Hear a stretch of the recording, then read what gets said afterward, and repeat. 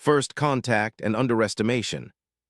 The Voraxian battle cruiser, Eternal Dominion, hung in the darkness beyond Pluto's orbit, its crystalline hull absorbing rather than reflecting light. Admiral Zulkrath stood on the command deck, all four of his arms clasped behind his back as he studied the holographic display of the Sol system. His scaled skin shimmered under the blue light of the tactical readouts, pupils narrowing to slits as he focused on the third planet. "This is the target," he asked, mandibles clicking in what his species recognized as amusement. "The Intelligence Corps believes this world poses a threat." Fleet Commander Vexnar approached, her ceremonial armor clicking with each step. Unlike the Admiral, she did not dismiss the reports so readily. "The planet is designated as a Class 8 death world, Admiral. The species evolved under extreme gravitational stress, atmospheric toxicity, and against apex predators. Our xenobiologists believe this creates natural warriors." Admiral Zulkrath waved a dismissive hand. "Look at their technology, Commander. Chemical propellants, combustion engines, primitive nuclear fission. They've barely established outposts on their neighboring worlds. The Voraxian Empire has conquered species with quantum weaponry and psychic defenses." The hologram zoomed in on Earth's military installations.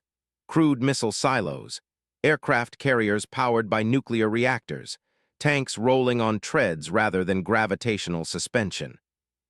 "Their most advanced weapons are directed energy prototypes that wouldn't penetrate our secondary shields," the Admiral continued. "Your concerns are noted, Commander, but unnecessary. Prepare a reconnaissance battalion.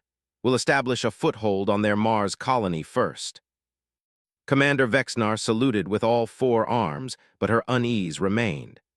The Voraxian Empire had expanded across 14 star systems without significant resistance, but something about these humans triggered her evolved predatory instincts.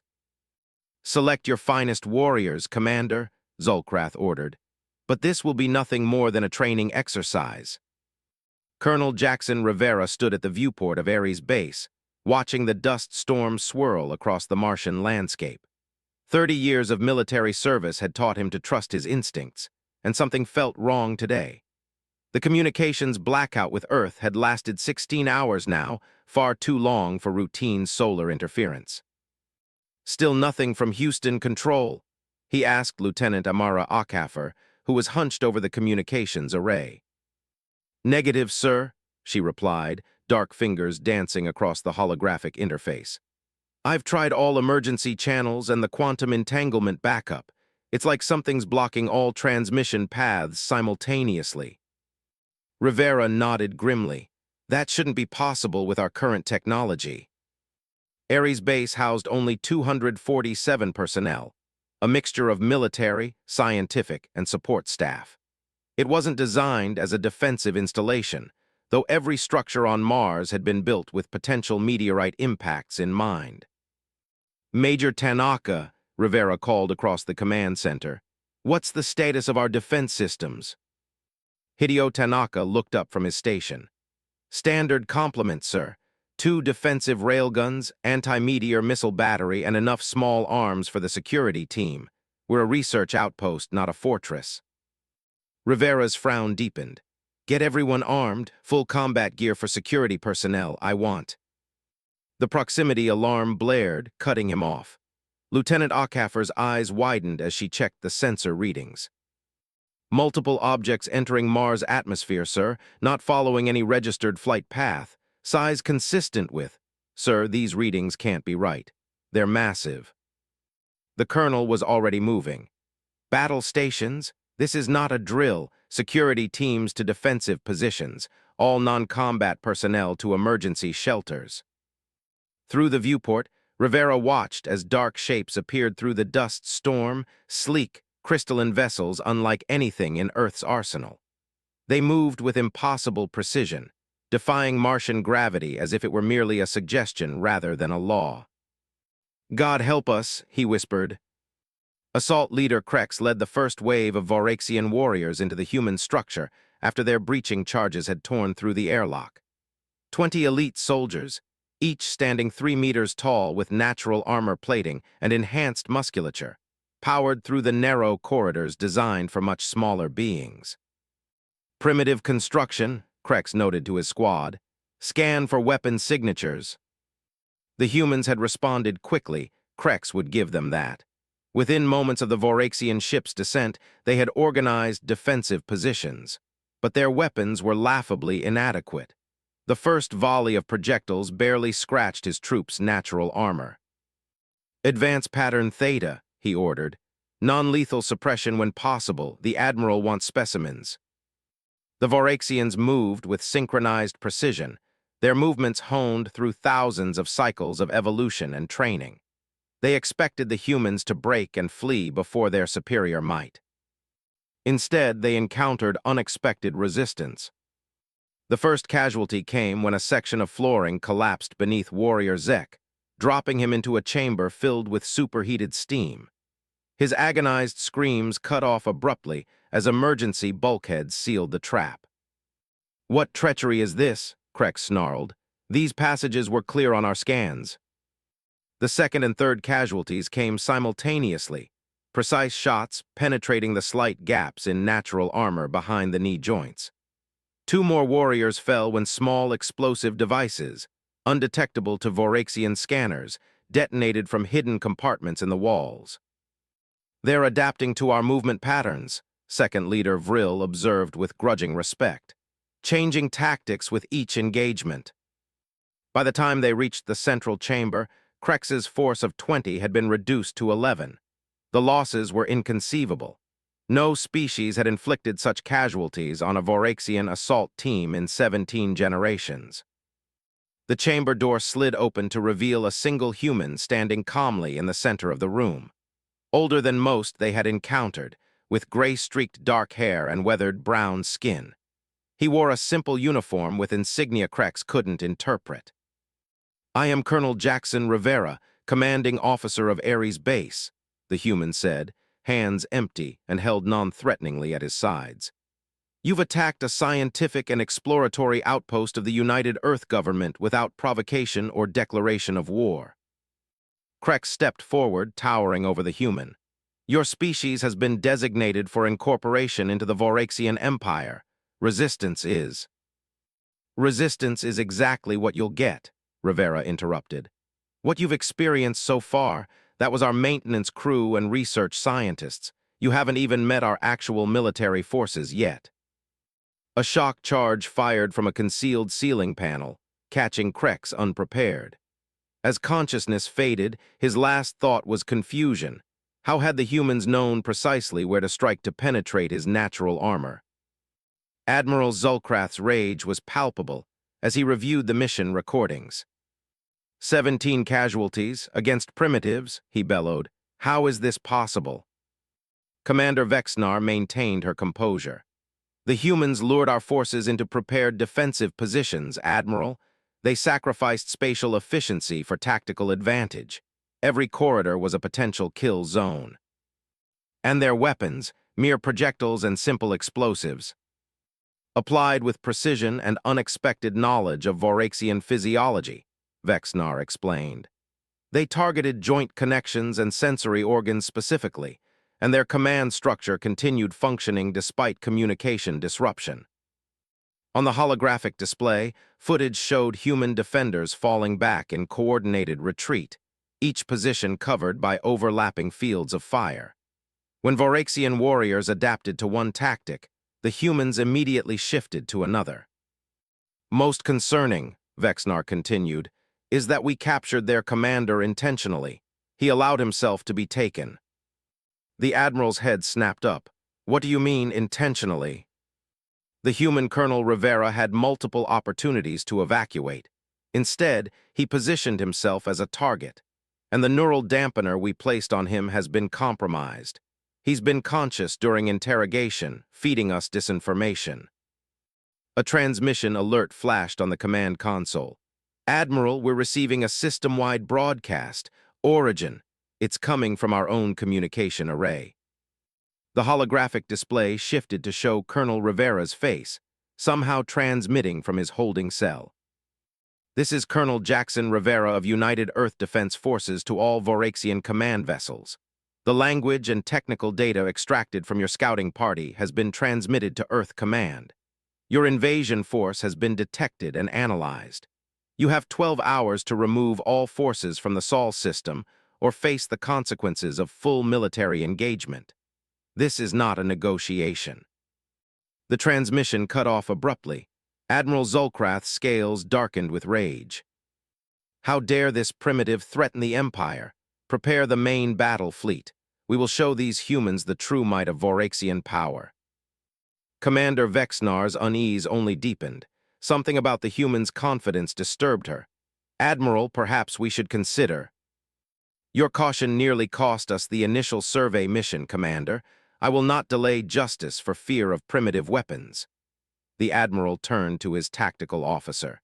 The human military command is concentrated in multiple locations on their homeworld. Prepare planetary bombardment calculations. As the command crew rushed to comply, Vexnar studied the frozen image of the human colonel.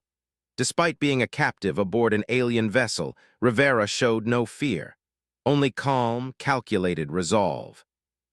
For the first time in her distinguished military career, Commander Vexnar felt the cold touch of doubt.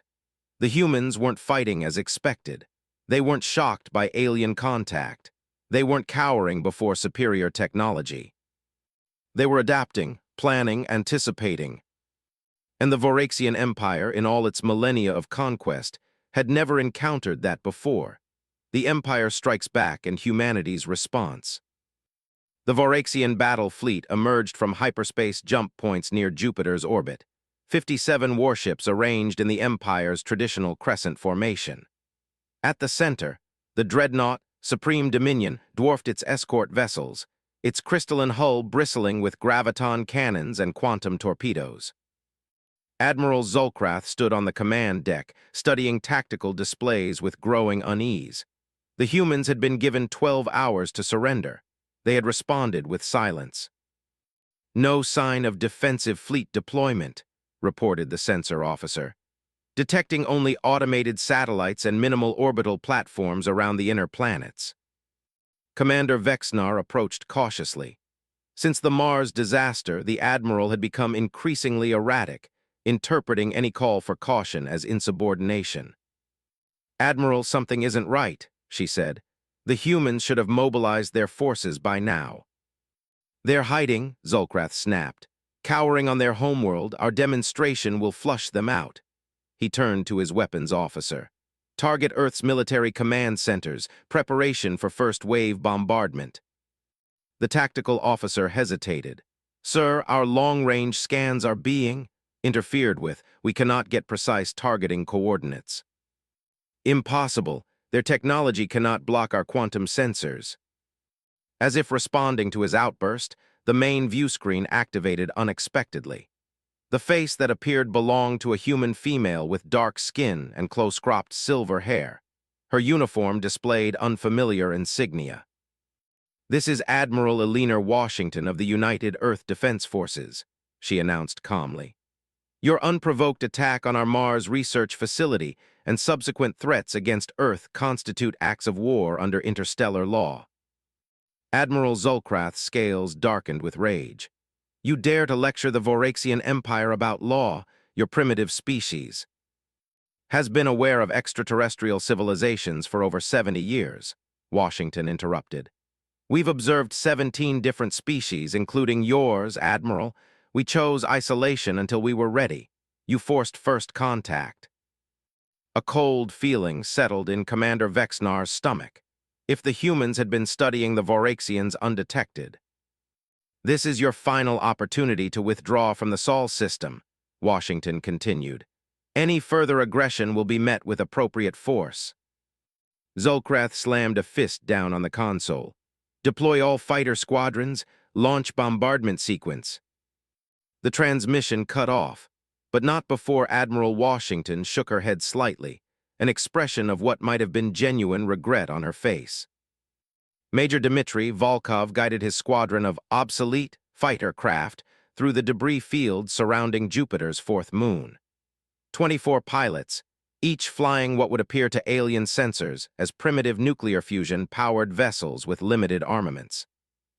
Remember your training, he reminded his pilots through the encrypted quantum comm system. Proximity detonations only. Their shields can absorb direct hits. The Voraxian fighter squadrons approached with overwhelming confidence, their crystalline vessels moving in perfect formation. From their perspective, the human fighters were hopelessly outmatched, slower, less maneuverable with inferior weapons. Engage defensive pattern echo, Volkov ordered. Draw them in. The human squadron scattered, seemingly in panic, as the Voraxian fighters closed in. The aliens took the bait, breaking formation to pursue what they perceived as easy targets. Now, Volkov commanded. Throughout the debris field, thousands of what had appeared as simple asteroids suddenly activated. Not missiles with heat or energy signatures that alien sensors could detect. Just magnetically propelled chunks of metal accelerated to devastating speeds, filling space with a deadly cloud of hypervelocity projectiles. The Voraxian fighters, with their advanced energy shields designed to repel energy weapons, found themselves torn apart by the most primitive weapons imaginable, rocks thrown very, very fast. Squadron leaders, report casualties, Volkov ordered as he banked his fighter behind Jupiter's radiation belt, using the planet's natural electromagnetic interference as additional cover. Blue Squadron, 3 fighters lost. Red Squadron, 2 fighters damaged, still operational. Gold Squadron, all units functional. Better than the simulations had predicted. Now for Phase 2. All squadrons fall back to Defense Line Sigma. Prepare for capital ship engagement. On the bridge of the Supreme Dominion, chaos reigned. Admiral Zulkrath watched in disbelief as tactical displays showed the destruction of over 60% of their fighter forces. How, he demanded, their weapons barely register on our sensors. Commander Vexnar had taken executive control of the tactical systems, coordinating what defense they could muster against the unexpected human strategy. They're not using energy weapons or guided projectiles, Admiral, she explained. Just mass drivers, kinetic impactors moving at relativistic speeds. Our shields are calibrated for energy dispersion, not physical impact. Adjust shield harmonics, deploy point defense systems. Already done, sir, but they're launching too many projectiles to intercept. A proximity alert blared as the tactical display updated. The remaining human fighters had withdrawn behind Jupiter, but new contacts were appearing from Earth's direction. Larger vessels approaching, reported the sensor officer. Design does not match any known human military craft. The vessels that appeared on the view screen were unlike anything in the Voraxian tactical database. Not the sleek, efficient designs of advanced civilizations, nor the clumsy, functional shapes of emerging species. These were hybrid monstrosities. Some appeared to be asteroids with engines attached. Others resembled ancient sailing vessels encased in metal. All moved with precision that belied their chaotic appearance. "What insanity is this?" whispered Zulkrath. The first volley from the human fleet answered his question. Not energy beams or plasma torpedoes, but railgun projectiles, simple metal slugs accelerated to a significant fraction of light speed. The kinetic energy alone was enough to shatter the crystal hulls of 3 Voraxian cruisers before they could adjust their shields. "Return fire," Zulkrath ordered. The Voraxian fleet's superior energy weapons lashed out, destroying several human vessels instantly. But for each craft destroyed, 3 more emerged from hiding places within Jupiter's complex moon system. They prepared this battlefield in advance, Vexnar realized aloud. They've been laying traps throughout their system for years. A massive explosion rocked the flagship as a human vessel, little more than an engine with a reinforced hull, deliberately rammed into one of their escort destroyers at relativistic speed. The resulting detonation was equivalent to a small nuclear blast. "They're sacrificing their ships as weapons," Vexnar said in horror. "No species does this." Admiral Zulkrath stood frozen, watching as his invincible fleet was systematically dismantled by tactics no civilized species would consider. The humans weren't fighting according to any recognized doctrine of interstellar warfare. They were fighting like cornered prey animals with nothing to lose. "Fall back," he finally ordered, his voice hollow. "Regroup at the outer system boundary." Before the order could be implemented, new alarms sounded. "Multiple signatures detected behind our formation," the tactical officer shouted. "They've surrounded us." The view screen shifted to show another human fleet, this one emerging from Saturn's rings where they had lain in ambush. These vessels were even more bizarre. Some appeared to be nothing more than giant coil guns with minimal life support systems attached. "How did they get behind us undetected?" Zolkrath demanded. The answer came in the form of targeted electromagnetic pulses that disabled the engines of a dozen more Voraxian ships. The humans had studied Voraxian technology and developed specific countermeasures for each system. General Olivia Chen watched the battle unfold from her command center beneath the Olympus Mons on Mars, the same base the Voraxians believed they had conquered. The holographic display showed the alien fleet in disarray, caught between the hammer of Earth's main defense fleet and the anvil of the Saturn ambush force. "The Voraxian flagship is attempting to open a hyperspace window," reported her tactical officer, Captain Rashid. "Shall we permit their retreat?" Chen considered the options. Earth's defense strategy had worked better than anticipated. The aliens had completely underestimated human military doctrine, expecting advanced energy weapons and conventional tactics. Instead, they'd encountered a species that had spent its entire history fighting itself, developing counters to every conceivable strategy. "Let their flagship escape," she decided, "but capture as many of their support vessels as possible. We need their technology." She turned to where Colonel Rivera stood, finally recovered from his ordeal as a prisoner aboard the Voraxian vessel. His voluntary capture had provided invaluable intelligence on Voraxian systems and protocols. "Your assessment, Colonel." Rivera studied the tactical display. "They'll be back, but not soon. Their entire military doctrine is based on overwhelming force and technological superiority. We've shattered both assumptions. They'll need to completely rethink their approach to warfare." Chen nodded, allowing herself a small smile, "and will be ready when they do."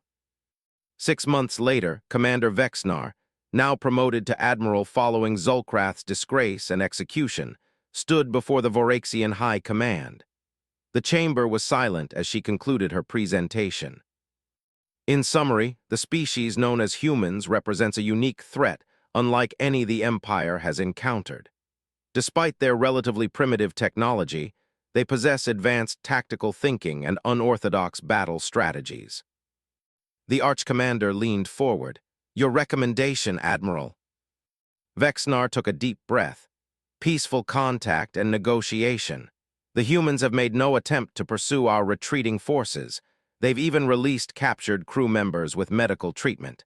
They appear willing to establish diplomatic relations rather than continue conflict." Murmurs of disagreement echoed through the chamber. The Voraxian Empire had never negotiated with a species it had intended to conquer. The very suggestion bordered on heresy. "Consider the facts," Vexnar continued firmly. "The humans defended their system using only a fraction of their military capabilities. They demonstrated precise knowledge of our strengths and weaknesses. Most concerning, they showed a willingness to sacrifice themselves in suicide attacks if necessary." She activated a final holographic display, captured footage from a human historical archive. "Humans have fought wars against themselves for thousands of years. While we evolved in harmony on a garden world with few natural predators, they evolved on a death world where everything, including other humans, tried to kill them. Their entire history is an unbroken chain of increasingly sophisticated warfare." The images showed human conflicts throughout their history, from primitive tribes with stone weapons to global wars with mechanized armor and aerial bombardment. "If we force them to fight an interstellar war," Vexnar concluded, "they will develop weapons and tactics specifically to counter our every advantage. They will sacrifice billions of their own if necessary, and they will not stop until they have either been completely exterminated or have conquered the Empire." Silence fell over the chamber as the implications sank in. "Open diplomatic channels," the Arch-Commander finally ordered. "We will negotiate."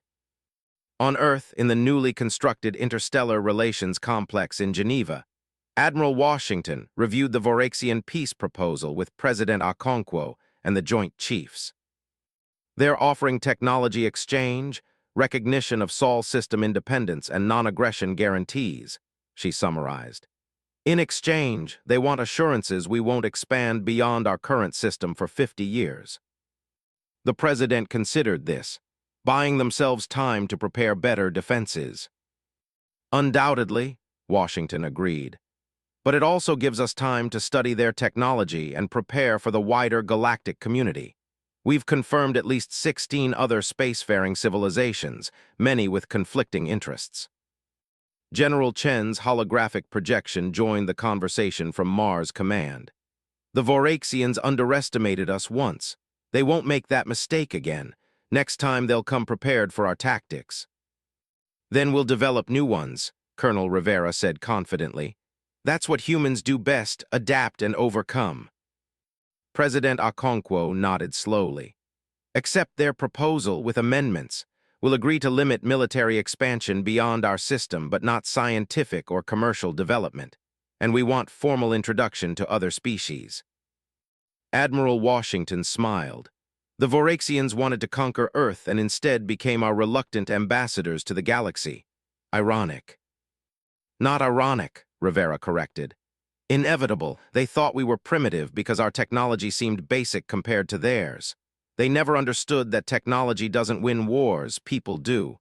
Determination, ingenuity, willingness to do whatever it takes to survive." As the meeting concluded, Admiral Washington gazed out at the Geneva skyline, where construction crews were already breaking ground on embassies for alien civilizations. "They came looking to conquer a primitive world," she mused.